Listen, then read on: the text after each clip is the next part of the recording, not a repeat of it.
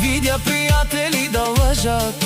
Затова Хинко внимава вече с хората, че лесно днес се продава дружбата.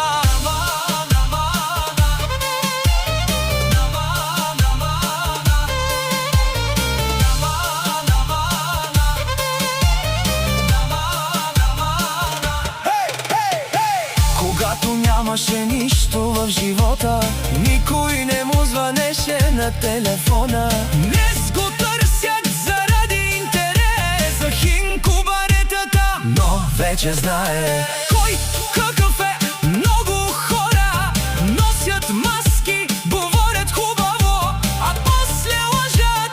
Искат да видят Хинко слаб, но той се вдига пак и пак. Парите идват и си тръгват, но истинския човек остава. А фалшивите приятели бягат първи при проблема. Приятели ти всеки, щом имаш пари, всички викат брат, ми си ти. Но малко хора оставят до края и точно тях човек не забравя. Днес вървя сам, но с чест, защото знам кой е истински човек.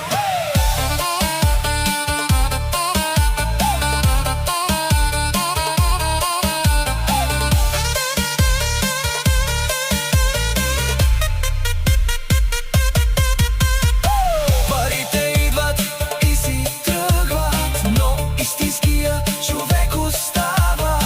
А фалшивите приятели бягат първи при проблема.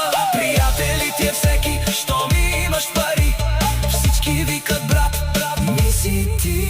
Но малко хора оставят до края и точно тях човек не забравя. Днес вървя сам, но с чест, защото знам кой е истински човек.